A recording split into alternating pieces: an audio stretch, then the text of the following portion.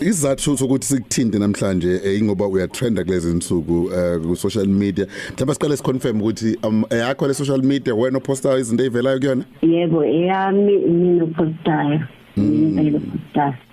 Indaba imayilana no DJ Tira. Qala nini ukuhlangana no DJ Tira for umuntu ongazi? Naqala nini ukusebenza ndawonye? Ukumazi DJ Tira ngimaze after Clash of the Choirs. Kwakuyi competition le yayingenelwe i-Team KZN wayeumuntu owayekhasa kakhulu njenge-celebrity. Umuntu owaziwayo wala eMzansi. Kodwa bese saqala ukusebenza naye ngo-2017. Okay. Siyabona konke okubhalile kodwa mhlambe nje siyafisa ukudlula kancane la. Wake wayibika yini mhlambe noma kwaba nobudlelano benu? Sakushela nje. Mhlambe yebo wazama ukushela mangiphuma ku-Clash oza kwethu esasina kwethini they know because wafika nje hotel esasikulona ezobona mina ngokuhlonipha kwayo master wethu engithanda ukumdala igama ngamlalela kodwa ngazi ukuthi ke ubudala ngithandi kwase kwabe ukuthi angimqomanga bekusukela lapho ngoba vele ngingamthandi nje konje uthe kodwa wazama ukutshela khona lapho konje uthe umuphi unyaka 2014 after Clash of the Choirs. Okay. All right. Isiphi mhlambe isigameko nje sikhumbulayo? Mhlambe khona nani ke nadlula mhlambe emanzini amponjwana? Kulolu suku engikhuluma ngalo ngikukhumbula kwaMamanzi amponjwana ayengekho sithi ngoba sasi kwi photo shoot. So nje sasibhizi sikhumula sigqoka yabona nje ukuthi sishutha lento le for i-album le Afro Summer 17. Angikhumbuli ngempela kulokho uzodaba yangifuqanga manje angikhumbuli. And then yini ikhumbulayo ke ngalo lelo suku kwase kwenzekani le kwenza ukuthi usolo ukuthi khona into eyenzeka? Okungangenza ngithi ngaya kwakhe or okungidikisa kwakhe ukuthi i-studio from i-studio la sasikhona kwakuzoba seduzane ukurequesta from his house to my home okuthi vele ke wayenganqani ukuthi asibize lo Uber yabo makuyizinto zemsebenzi so nakhona lapho kwakuyena ngangizolinda yena ukuthi mayeseqedile akakwenzayo angirequestele ke bese ngikwazi ukuya ekhaya la ngabe sengithuka khona ukuthi ayi ngisengivuka kanjani manje kuseni la eduzane kwakhe ukuthi angikhe ekhaya uyabona kanti ke futhi okunye engathanda ukuthi kwazeke ukuthi kwakhe ne-studio kuyigceke lodwa so uba bengibona lapha abantu be-commenta bethi wawufunani nakwakhe kwahlunga bathi kuyigceke nje lodwa ekuhlukene nje iminyango but kuyinto yodwa so yeah ngangilinde khona ukuthi angirequestele kwakhe angazi ukuthi kwabesebenzakalani ke ngiyacabanga ukuthi njengomuntu phela mawufikile futhi he offered me some food or a drink eyangenzanga ukuthi mhlambe ngizingcine ngine-blackout ukuthi ngiphaphameke eceleni kwakhe. Uphaphama ngayikhathi zini? Ngiphaphamela njengakusasa ekuseni.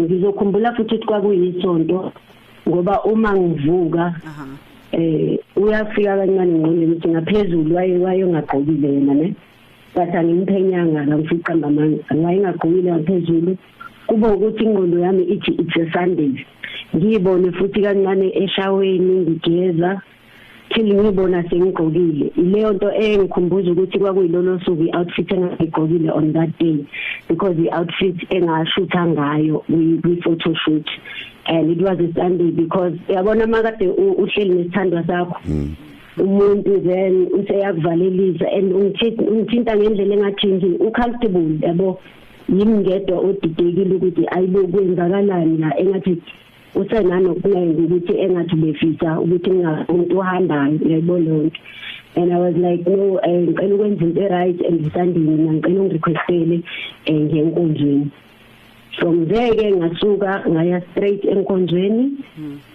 futhi usuku lami ke liphelela lapho yonke into nje was like blurry nyana yabo mangathi usaphupha usadidekile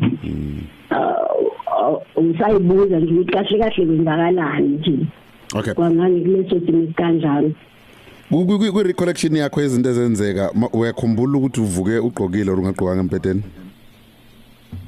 Hayi no angikhumbuli ngivuka ngingagqokile or ngigqokile angikhumbuli. Angifuni uqamba angikhumbuli.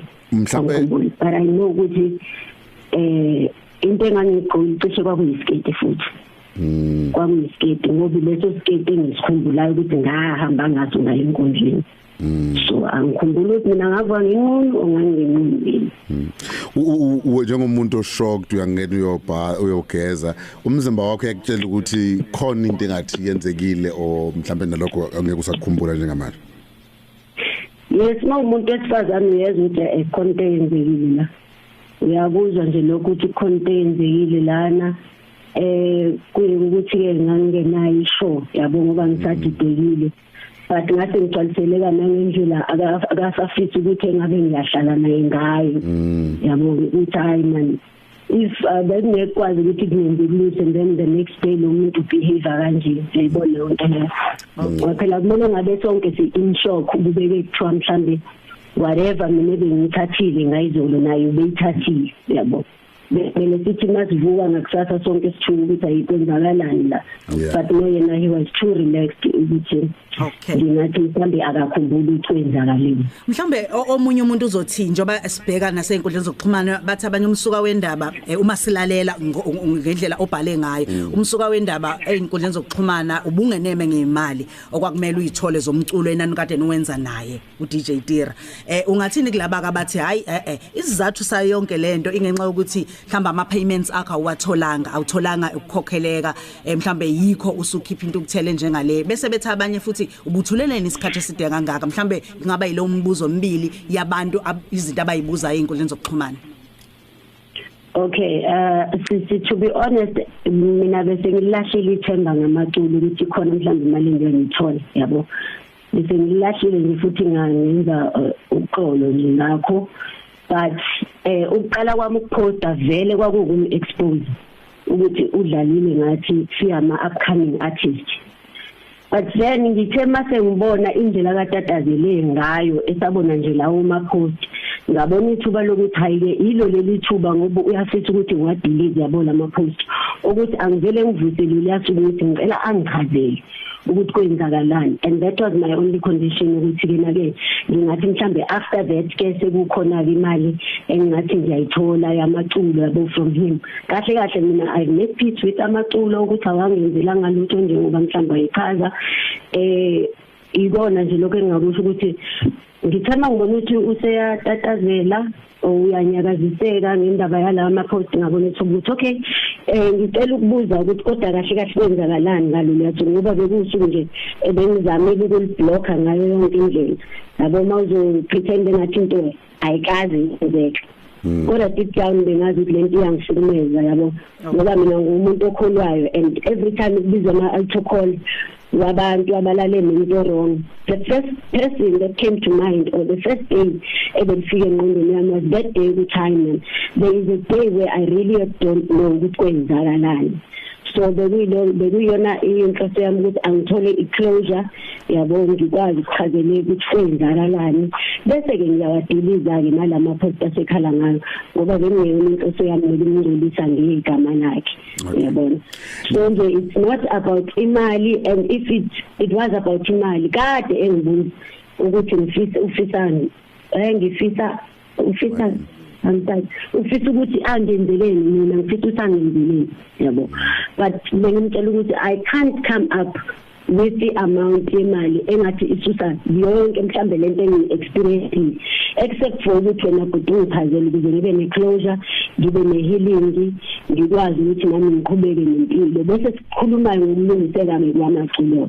kahle nje isifiso sami kwakuwukuthi yena akachazele mina kwakuthi bakhuluma nabo kuyakubeka ukuthi uyasaba ukuthi ngizomplaster nokuthi mhlambe what if nothing happens vele angikholwa ke mina ukuthi umuntu angenza into yokuthi umuntu angakhumbuli kahle kwenzakaleni ngayizolo ebezokwenzela ukuthi akulale nje kungenzeki lutho akuyenzi sense awucabanga ukuye emtholampilo akufika indlela engangisashocked ngakhona and in disbelief angikhumbuli ngempela yabo umtholampilo was the last thing on my mind angifuni ukuqamba manje. All right. Angifuni ukuqamba manje was the last thing and into mhlambe ngayicacisa ukuthi I've been in a similar situation yabona ngisayingane bayazi abake mhlambe baba sesimene kanje sokuhlukumezeka kanje ngisayingane kwaba nezinto ezikanje empilweni yami and lobo buhlungu bokubona abantu bekhale ngibathandayo bokubona nomndeni wangale uhlukumezeka. I don't think I was ready ngo 2017 to go through a similar situation. Manje sekumele ngibhekane nomhlaba wonke njengoba ubona nje kuma social media wami manje kwenzakalani ngiyathuka yabo ngathi nje khona abavele badilizwa ibhasi bangithuka of which nabo angibagcika kakhulu and I pray ukuthi maku abantu besifazane engathi uNkulunkulu angabavikela nezingane zabo ayivikele nje mina ngiyabaxolela but this story is my truth and now I feel like it's the right time because sengikhulile ngokweminyaka ngokomqondo even spiritually. I don't think back then ngangaba nawo amandla okumelana nalento esengibhekene nayo manje and phela uDJ Tira umuntu omkhulu kabi kwi-industry ukuthi ungavele uthi ukhuluma kalula kanjalo ngento efana nale yabo. Look asivale ngiyazi ukuthi nawe uyasho ukuthi uyababona bayakuthuka basho ezinye izinto lapho kufanele sikubuze lo mbuzo noma ubrutal njalo abaningi bakhala ngokuthi ufika wathula kwaze kwayimanje ubungena inkinga if ukuthi ubezokhokhela imali yakho indaba yaqala ngendaba yemali then uzuqalile baza basebenzisa amagama ukuthi uzama ukugibela phekwe igama lakhe ele brand aselakhile kumuntu onomqondo onjalo nokukhuluma kanjalo ungathini response yakho yokuthi uzama ukucekela phansi career yomuntu wawuthulile wawungena inkinga nakho usekuvumbuka manje? Ngiyacabanga ukuthi kuma screenshots engiwathathile and bengisakustressa namanje ukuthi akusisifiso sami ukungcolisa igama lakhe khona la ngangincenga khona ngize ngithi mhlamba ngaqabangele nalabo abangalithola sengifaka amagama abo abangangeni kakhulu kule ndaba lezi njengoba into usho ukuthi iqale ngomculo yabo. So it was never really about destroyer ne brand yakhe nani ukuthi nje it's unfortunately sekuhambe kwazi kwafika la but ukube ubekwazi ukungichazela ngathola le closure bengitholile mina bengizoba at peace ngisuse yonke into engibhalile kodwa ke manje sekunzima kakhulu ngoba uDindo sisimroza nawe uDisigqemeza sekukhona nabanye basifazane abangithintayo abashoyo ukuthi they've experienced the very same thing engikhuluma ngayo. So manje sengiyabona maybe uNkulunkulu uyangisebenzisa yabo ukuthi ngikwazi ukukhuluma ngikhulumele nalabo abangabanga nesibindi sokuma ukuthi hayi into kanje nami ke yangishela ngaye futhi umuntu oyedwa lo esikhuluma ngaye. Look asibonga kakhulu isikhathi sesivele sisishayile njengamanje elakho lokugcina ngafisa ukulishiya nje nabantu bonke baseNingizimu Afrika ngalolu daba lolu. Istory sami sinjalo nje bafethu iqiniso lami leli futhi I am willing to even go to court ngime phambi kwemantshi ngichaze njengoba ngichaza nje ngiyabonga kwabangisupportayo kwabangithukayo nabacabanga ukuthi mhlambe ngidinga ama followers ningithuke niqede bafethu bese unfollowisha ke kulungile kodwa nje ngiyacabanga ukuthi bakhona abazosizakala abanye besifazane abazokhona ukuphumela obala bekhulume ngenkinga efana kanje ngoba kusuke kunesiko ukuthi ke umuntu esifazane ubizele into kanje yabo and kuba kusuma usugqekeka engathi manje iphutha lakho wena umuntu esifazane. Lokho siyabona uvula icala namaphoyisa eMzansi izophelela khona mangibheka baba ngoba namanje incazelo angayitholi. Okay. Look siyabonga kakhulu ukuthi usinikeze ithuba lokuthi sikhulume nawe Luke Ntombela mayelana nodaba olumbandakanya uDJ Tira noma ke engekho njengamanje kule interview kodwa nje bekuwukuthi sizwe uvo lwakho njengomuntu ke okuwena oqale waveza einkundleni zokuxhumana ukukhathazeka obhekene nakho besifisa nje ukuthi sizwe imizwa yakho nohlangothi lwakho nomlaleli esekhaya njengokuba ke ebefisile ukuzwa. Siyabonga kakhulu. Ngiyabonga nami sisimbathi. Nginibingelela ingane zawethu kuzo zonke indawo. Lakhambe wafinyelela khona lo mbuzo mangabe uyaqala ukuba nathi ungakhohlwa ukusilandela kuzo zonke izinkundla zokuxhumana ku Facebook, Instagram naku-TikTok kanye nawo u-YouTube. Samane sikuthulela nje indaba yeshisa zinjengoba zinjalo. Danke, siyabonga. Sihlangane ku-comment section.